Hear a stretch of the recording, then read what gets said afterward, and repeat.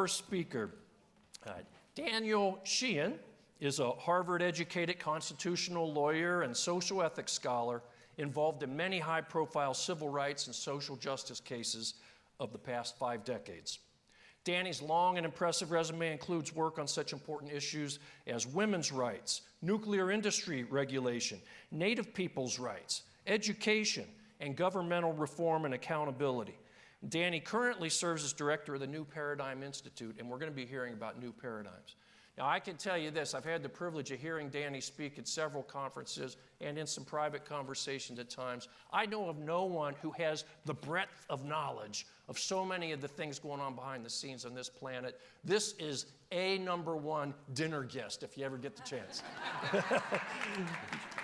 All yours. Oh, yeah. Get that? Yeah. So there's been much written and spoken about of late about the need to discern and articulate some kind of a new paradigm to replace the old paradigm of scientific logical positivism, the classic exclusively materialist worldview that's been espoused by the Newtonian Cartesian worldview of the scientific community.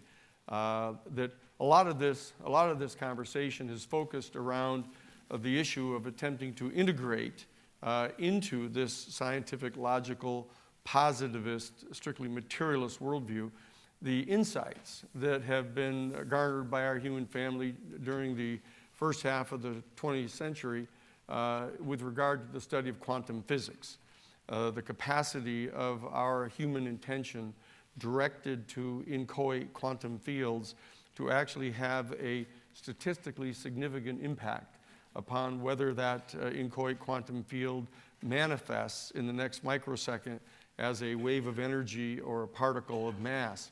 Other aspects of this conversation have focused upon thinking that the new paradigm is actually going to arise as a result of some new disclosure by the United States government, revealing to us the fact that we've been being visited over many decades and perhaps hundreds of years by one or more extraterrestrial civilizations that is going to suddenly reveal to us that they've been concealing this information from us for the last 70 plus years, at least since Roswell in 1947. And others believe that this new paradigm may come about because an extraterrestrial civilization will actually make itself known to us, will appear such as in the movie Arrival, and come to us and reveal that there have been a certain number of limitations under which we've been functioning during the initial process of our biological evolution, and come to reveal to us some greater insights into the nature of reality itself. But I've come here today to sort of begin the conversation by suggesting to you a more conservative view as to how I believe the actual new paradigm will tend to come into manifestation. I'm going to be discussing that in the workshop tomorrow at 1:30, right after lunch, for 90 minutes or so, to share that with you. And that as a little tip, I'll point out that I believe that the actual way in which the new paradigm is going to come into manifestation is going to be through the process of the discovery of one new extraterrestrial planet, the exoplanets, one at a time, discovering first that there are exoplanets at all, which we've now come to realize just within the last decade or so, because the scientific, logical, positivist community was not going to acknowledge that any other planet existed anywhere outside of our solar system, because they hadn't touched it and seen it and been able to taste it and subject it to the five senses that they believe we're confined to. But recently, they've now come to recognize through the magnification of our five faculties that, in fact, these other planets do exist.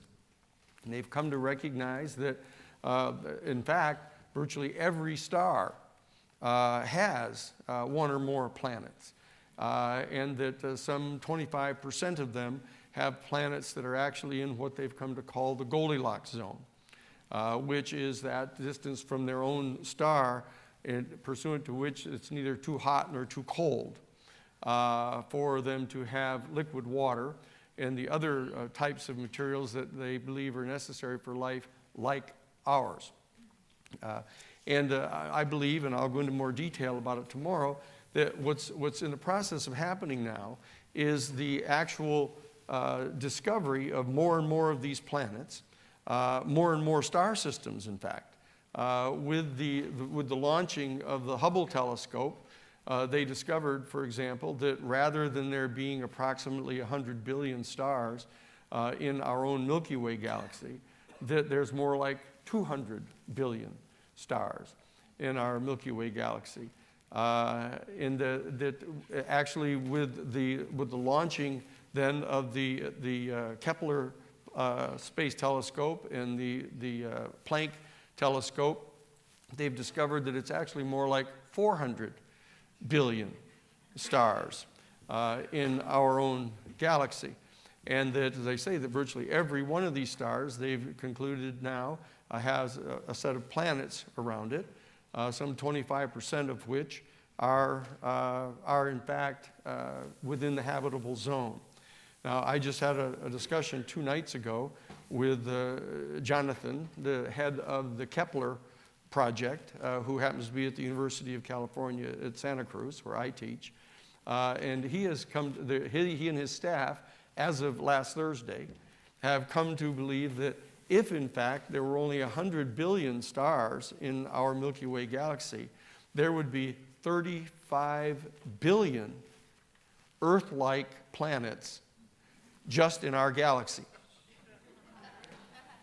And if you magnify that 4 times by the 400 billion stars that they now believe actually are in our galaxy, that you have something like 140 billion Earth-like planets.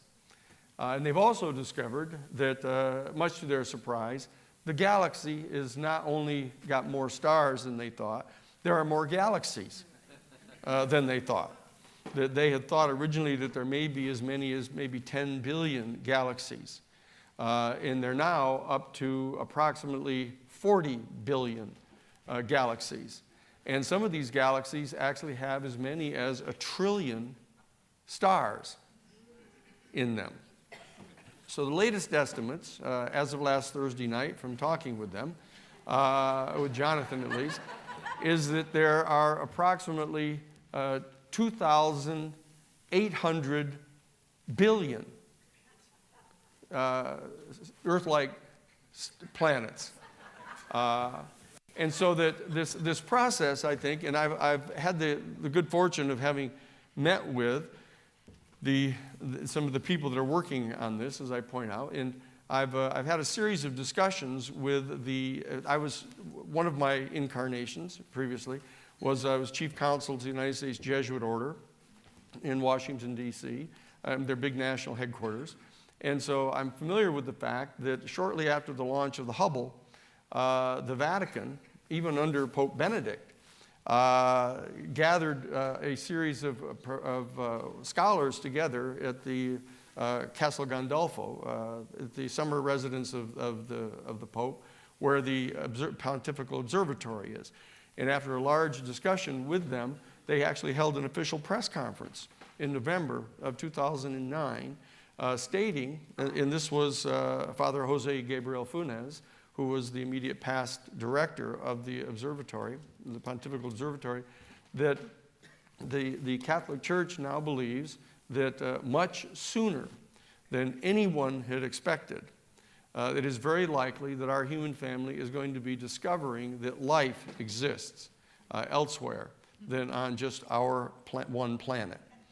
Now, this may seem like not a great revelation to people who have actually thought about this at all, but to have the Catholic Church take that position publicly after having, burnt Gianardo Bruno at the stake in downtown Rome for thinking that the Earth wasn't in the center of the universe.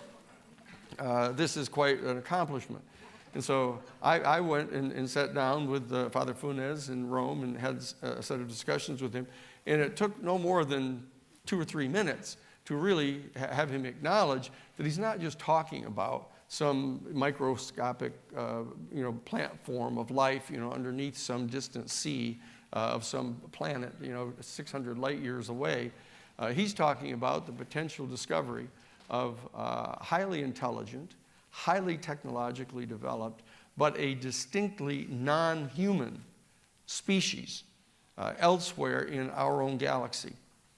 And that this has spurred them in that press conference back in November 2009 to call for the beginning of an extraordinarily important discussion of the profound philosophical and theological questions that are posed to our human family by the discovery of such another highly intelligent and highly technologically developed but non-human civilization in our own galaxy.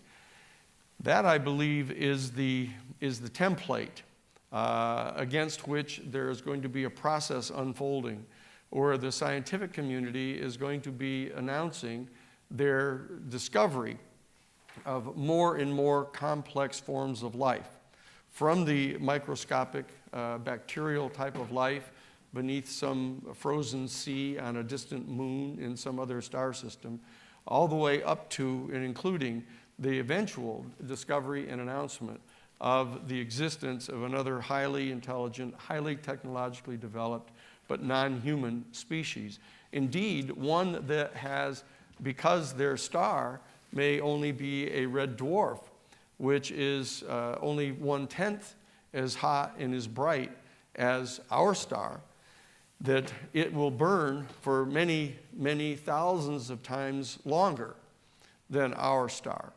And therefore, its planetary system within the Goldilocks zone could have had billions of years longer to develop intelligent life than here, such that the species that evolved there could be many billions of years in advance of us in their biological development and evolution, their technological evolution, to the point where they could well have discovered the secret of superluminal travel faster than the speed of light, enabling them to move about in the universe. Now, the reason I've come today here at the beginning to talk with you about worldviews is because also in a previous incarnation of mine, I was fortunate to represent Dr. John Mack, the head of the Department of Clinical Psychiatry at Harvard Medical School, when he was challenged by the entire Harvard faculty back in 1994 for his having written a book about this subject. John had the good fortune of having been contacted over and over again by a number of different people suggesting that he ought to perform a psychological battery of tests for certain people, like general officers in the United States Air Force, the head of the FAA, the Federal Aviation Administration investigation staff, others who had been asserting that they had had direct knowledge of the existence of extraterrestrial life in flying saucers and encounters with them. And after John had done the psychological background checks on a number of these different people in his capacity as the chairman of the Department of Clinical Psychiatry at Harvard Medical School, he said that he found that these people were within the normal parameters of normalcy. He used to say, except that they were general officers in the military, he used to say. And he said, and so he decided he wanted to write an article to the New England Journal of Medicine about this extraordinary phenomenon, because he said it was perfectly clear that they were sincere in their belief that they had had an actual encounter, close encounters on a number of occasions with some form of extraterrestrial life or manifestation of it, or a UFO of some kind. For example, General Bethune. General Bethune was the first American ever to be made a general officer in the United States Air Force after World War II, when it transformed from being the U.S. Army Air Force to the United States Air Force. And he was assigned the task of piloting a crew up to Greenland in the early 1950s, because there had been a number of phenomena noticed up in Greenland with these strange vehicles flying around, and there was a suspicion that it might be some sort of new vehicle that was developed by the Soviet Union. So there were a whole team of scientists that he was flying up there. And they had an old B-47, and they had a dozen of the scientists in the back, and they were flying, being refueled, going over the North Atlantic. And about 2 o'clock in the morning, he looked down and he saw this ring of lights down on the surface of the sea. And he said, well, that looks like a town down there. That shouldn't be there. Checked his navigator, and the navigator checked their bearings and said, no, there's no town down there.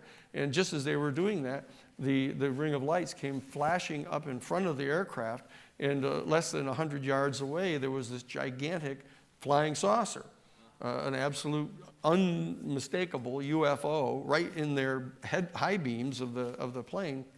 So General Bethune nosed the plane over immediately because he thought he was going to run into it.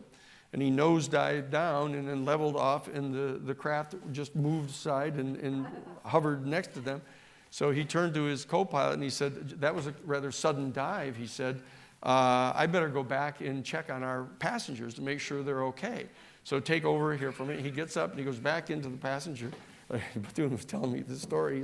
He goes back into the passenger cabin, and here are these dozen scientists, like 11 of them are glued to the windows, on this one side of the airplane, looking at this thing that's out there. But one of the scientists was just standing there with his back turned to him, his arms folded like this, and General Bethune goes over to him and says, "Are you okay?" And he says, yes, I'm fine. And General Bethune says, "Did you see what's out there?" And he turned to me and he said, "I'm a scientist. I don't believe in those things. I'm not looking." Okay? So what we're here today to talk about is this problem that our human family is faced with, that in fact there is this problem of people not wanting to change their worldview, no matter what is happening. And so that I want to just read for you a few of the definitions of a worldview so that we know what we're talking about, paradigms and worldviews. The Webster definition of a paradigm is a set of factual assumptions or concepts or beliefs and values that constitute a specific way of viewing reality for the community that shares those beliefs. The purpose of a paradigm is not to take an audience to a specific conclusion. However, it is used to guide them there. The original Greek term paradigma was used in Greek texts, such as those of Plato, as a model or the pattern that the gods used to create the cosmos. And it goes on and on. There are numerous definitions of it. But as I said, the recent dialogue about the need to identify a new paradigm has tended to circulate around these issues of the integration into our present scientific, logical, positivist, entirely materialist worldview of the discoveries made in the realm of quantum physics, or this other issue of whether or not we're going to be encountering extraterrestrial life in some way. Now, the fact is that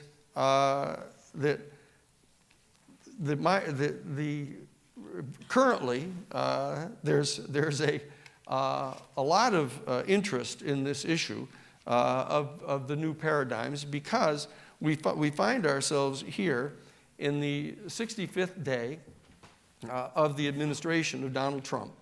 And we find that he is displaying what many people keep referring to as kind of aspects of an authoritarian worldview.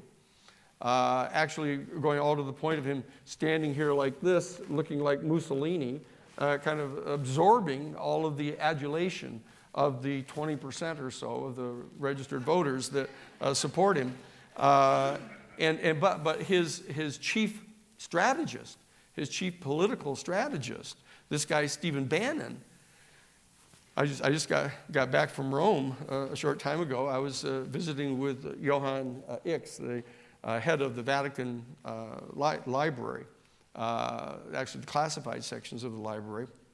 And he showed me a video, actually, of Steve Bannon doing a closed-door seminar over Skype to this group of extremely reactionary Catholic men. That was the Society for Dignity of Humanity, it was called. He was having a conversation with them in which Bannon was trying to recruit them into getting the church, mobilizing the church in the face of the opposition of Francis, right, to take on these indigenous people of the world that were rising up in the Middle East and threatening to undermine Christianity and capitalism, which they tend to conflate.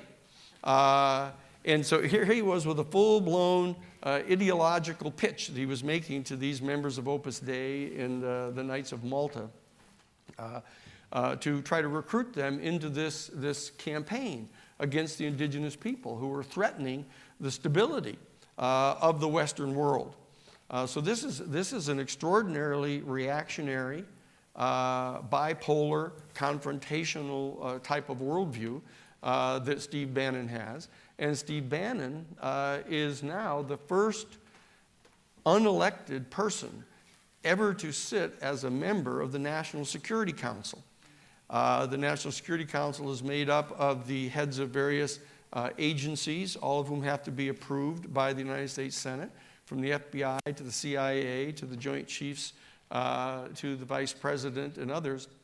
But now Bannon is sitting as the de facto chair of the National Security Council, heading up a thing called the 5412 Committee, which is the subcommittee of the National Security Council in charge of covert operations. Just recently, after his having made this secret pitch to these Opus Dei and Knights of Malta people in the Vatican, he actually proposed inside the National Security Council that the National Security Council treat the uprising of the Lakota people up in North Dakota against the Dakota Access Pipeline as a terrorist organization. And that therefore the gloves should come off and that they should be treated as terrorists, and that the various types of electronic surveillance and covert operations and penetration that one would do against a foreign enemy be able to be used against them. And that you see that he extends his secret conversation about the indigenous people of the world threatening the stability of the Western capitalist worldview.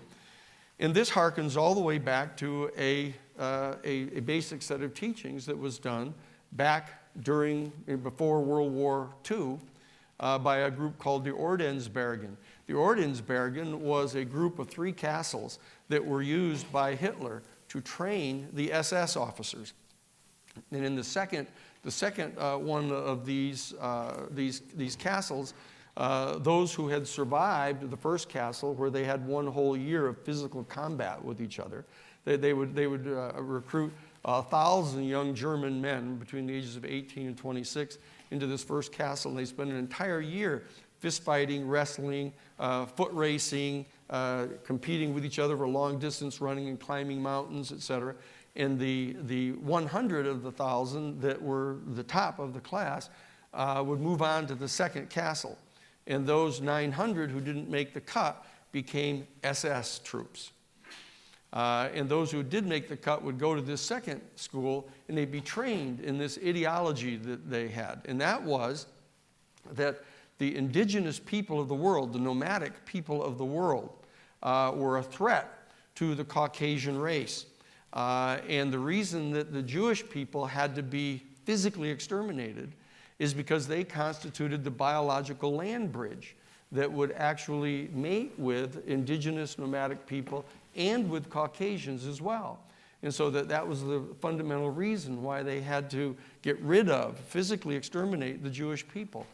And this is a very deep-set ideology that harkens all the way back to the concepts of manifest destiny, the white man's burden, that arose in that period of the robber baron era between 1868 and 1898 in the United States after the American Civil War, during which the robber barons created a brand new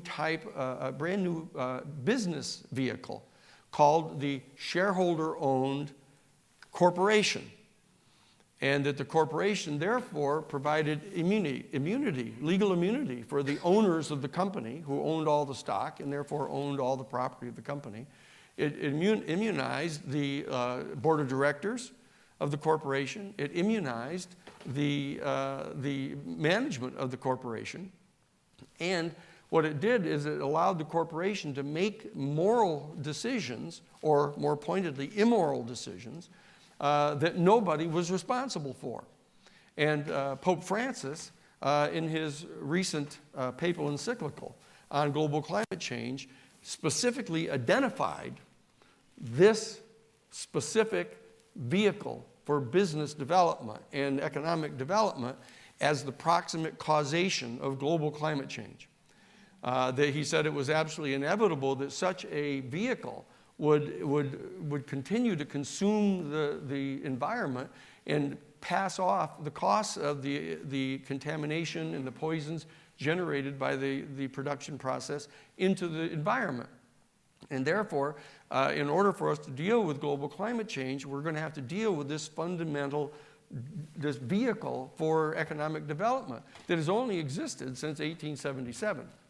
And it was at that time that the robber barons at the end of the American Civil War started appointing their lawyers for railroad companies, steel companies, oil, petroleum corporations, etc. They started appointing them to the federal judgeships. And so the federal judges finally in 1877 came to the conclusion that, well, look, since the owners of the company are not liable, the shareholders, the board of directors is not liable, and the management is not liable, that only the corporation itself is liable for anything that it does. So we might as well consider that to be a separate entity like a person. And the fact is that, that Citizens United is not, in fact, the first time that the Supreme Court had determined that the corporation is a person.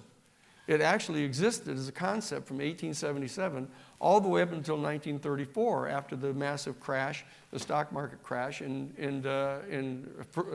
Franklin Roosevelt confronted the problems of the Depression and tried to regulate and constrain the businesses. And they were asserting that the government couldn't do this because it violated the fundamental rights, constitutional rights that belong to a corporation. Now that is a profound lack of understanding of what the nature is of the source of the fundamental rights that an individual human being has, which has to do with our being conscious entities that attempt to have some sort of coherent worldview, a coherent worldview pursuant to which we compare what it is that we have as options to choose to do with what we see as reality. So this is the important concept that I want to be talking about in my conversation with you tomorrow afternoon, and that is this: that a worldview is used by an individual and the people who adhere to a particular worldview, up to and including potential entire culture, as to what they believe reality is. And a person will, when faced with a set of options and choices to make in a given situation, will in fact tend to do what it is that she or he believes is consistent with reality. That's what we do, okay? And so the question that arises is that what are the constituent elements that go in to making up a person's worldview? And most people don't think about this very often. I ended up thinking about it because after I'd come out of the Harvard Law School and was the co-founder of the Harvard Civil Rights Law Review, had gone on to the #1 corporate litigation law firm in the world, Cahill Gordon, where I did the Pentagon Papers case, representing the New York Times, did the case that established the, thank you, did the case that established the right of journalists to protect their confidential news sources, and had gone on to do all of that. I kept having this type of confrontation with the senior partners. That I had insisted as a condition precedent to my going to that firm that I'd be allowed to spend a portion of my time doing public interest cases.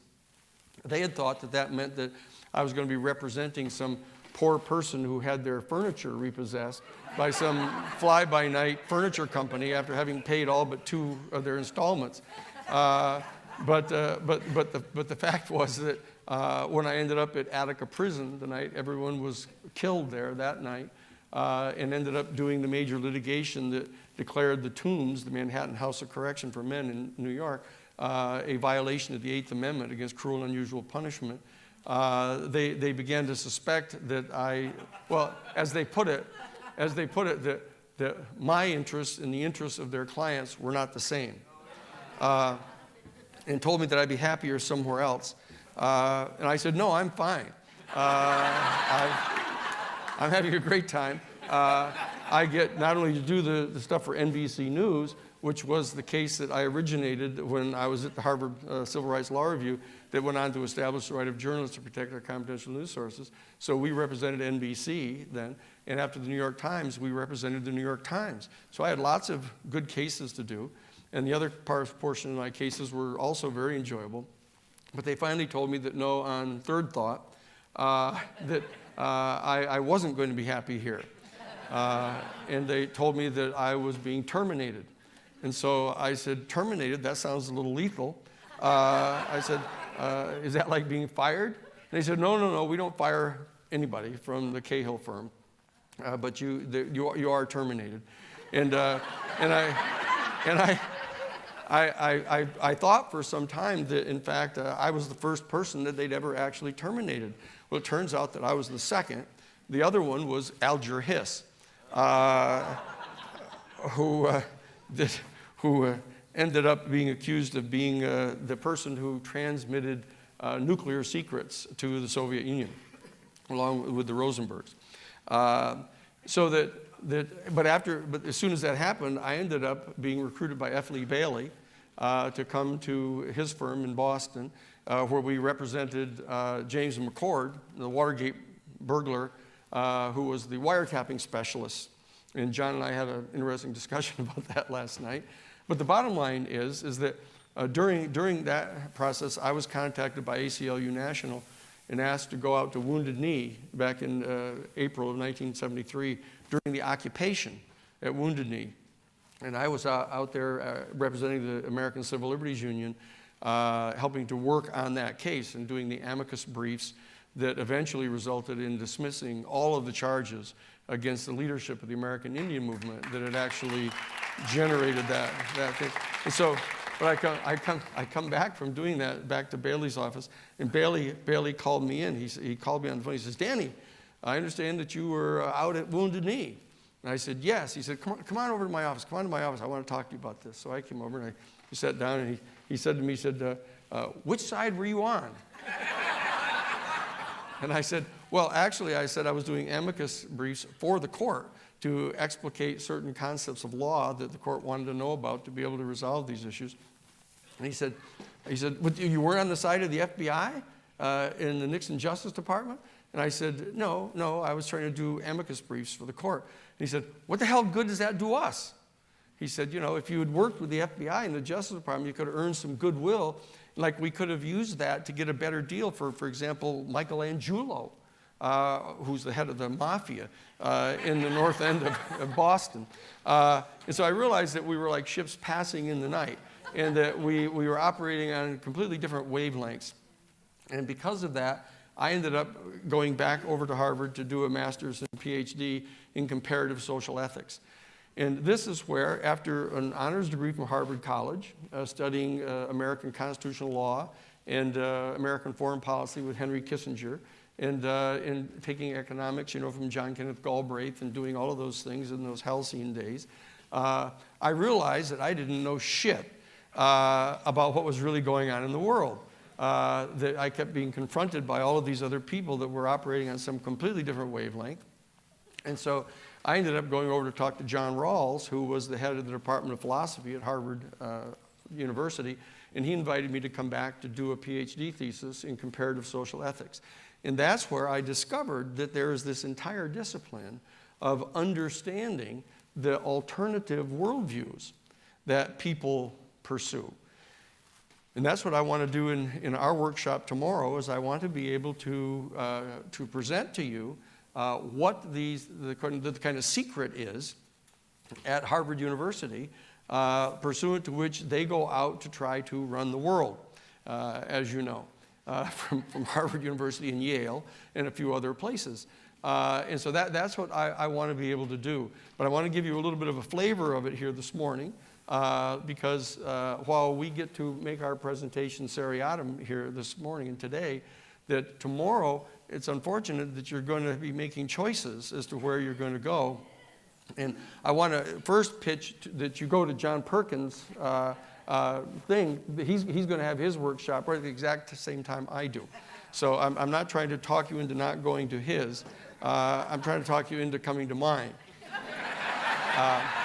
And so here's what it is that what happened is that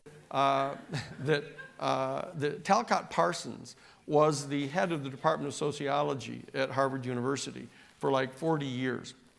He's the man that actually invented the left-wing and right-wing political spectrum. Where you hear about left-wingers and right-wingers. It's not because they sat on one side or another of a given parliament. It's this socio-political bar graph that he developed. And what he did is had his master's candidates and his PhD candidates over the years interview thousands of people and ask them a whole series of questions. And then he asserted that pursuant to this inductive process of asking all of these different questions of so many different people, that the information itself induced a specific set of patterns that he was able to discern. This is the inductive process of trying to determine dimensions of reality. And so he came to the conclusion that when our human family is confronted with any particular choice, as an individual or as a collective community, when we have a range of different options as to what we might choose to do in response to this particular problem that we're confronted by, that our human community tends to divide ourselves into different subgroups and advocate completely different responses to that particular problem. And what he did is he developed this sociological bar graph, which we're going to be talking about tomorrow. And what we've done is that we'll have copies of it for you. You can't really see it here, but this is it. That these different worldviews are what are the normal traditional worldviews that we traditionally adhere to. And what he laid these out, and he talked about them as one whole group, as what he called right systematists. That these are people who will always, if you can ask them, for example, what their position is on abortion, or what their position is with regard to the first strike use of nuclear weapons, or what their belief is about capital punishment. You can ask them just a few questions, and when you notice that they're answering those questions in a particularly consistent manner, you can predict 100 different things that they're going to say and what they're going to do when faced with a set of options. And at the other end of the spectrum, he identified what he called left systematists. And immediately inside each of them, he had what he called right marginalists and left marginalists, and then, not surprisingly, middle marginalists. And he started putting these people into these different categories. And then he started explicating what the beliefs were that they had at random, and it didn't really make a whole lot of sense. And so one of his students, Ralph Potter, PhD student, ended up trying to discern what the key questions were that you can ask about a person and what their key beliefs are about certain factual questions that will tell you what they think and what they believe and what worldview they're going to be pursuing. There are 4 fundamental questions, and we'll talk about this in some depth tomorrow. First question is what they call the cosmological question. That is the fundamental question of what you believe about how the universe got here. You know, where did the universe, material universe, come from? Has it always existed? Did it come into being at one particular point, at sort of the Big Bang, and that just sort of came into existence, and we don't know anything about what preceded that? And the second question is, what they call, it's just a big fancy word, the teleological problem, is how is the universe unfolding? Is it unfolding pursuant to some sort of discernible pattern, such that it seems to be moving towards some ultimate end point that has some sort of meaning or purpose in the universe? The third question is they refer to as the ontological question. That is, how did consciousness come into being? Assuming you have all of these inanimate objects of planets and rocks and stars and things coming into existence, where did consciousness come from? And how do you determine whether a given entity has consciousness and what degree of consciousness it has? This is the ontological question. And then the fourth question is they call the epistemological question, and that is, what are the means that we as human beings have at our disposal by means of which we can possibly answer questions like that? Now, are we confined to the exercise of our 5 scientifically acknowledged senses of sight and hearing and touch and smell and taste, and even magnified by certain technology, that we're still restricted to those particular 5 senses in order to discern what the data is out of which reality can be discerned? And then we filter these through our intellect. Is that all that we have functioning? Or do we have additional faculties? The classic 6th faculty, or 6th sense of ESP, in telepathic communication, et cetera. Are there even more of these faculties? And if you answer those 4 questions, the cosmological question, the teleological question, the ontological question, and the epistemological question, if you answer those 4 questions in a way that provides systematically and internally and self-referentially consistent answers to those 4 questions, what it does is it generates a principle. You discern a common principle functioning in those answers, and you project that principle out, and it generates a specific mode of ethical reasoning.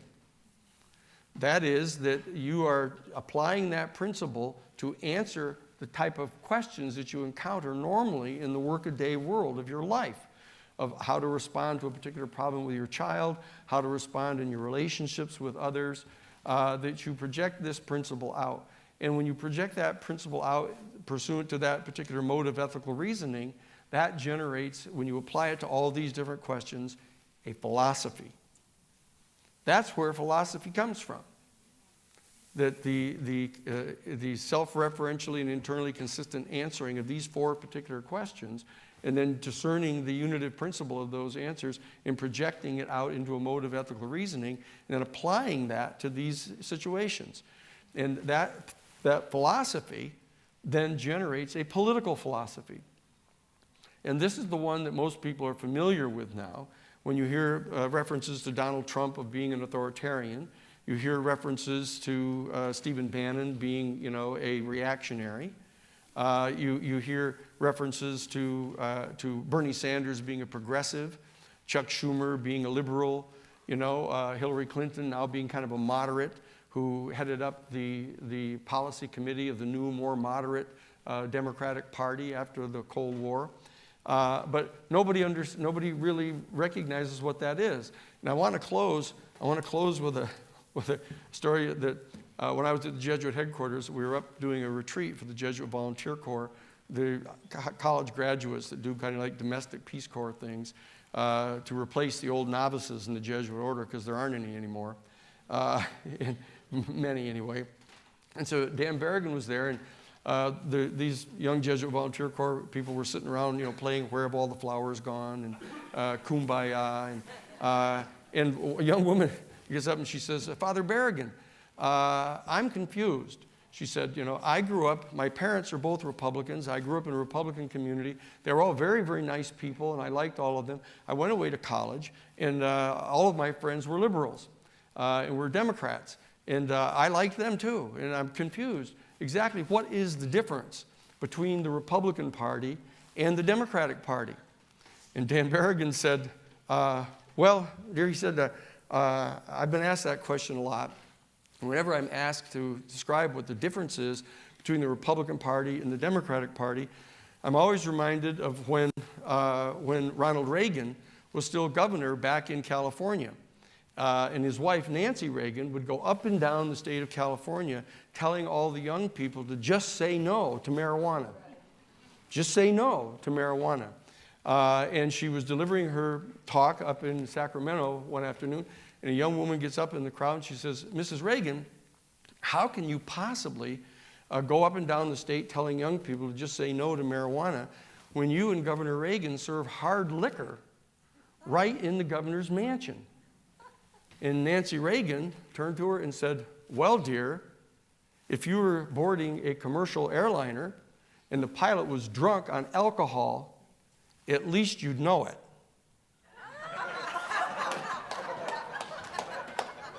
So this is the conversation that we're going to have tomorrow. Lots of us think that you can just know it when you're talking to a liberal or a conservative or a reactionary. What I want to do is explain to you what's really making them tick. Okay? So I'll see some of you tomorrow.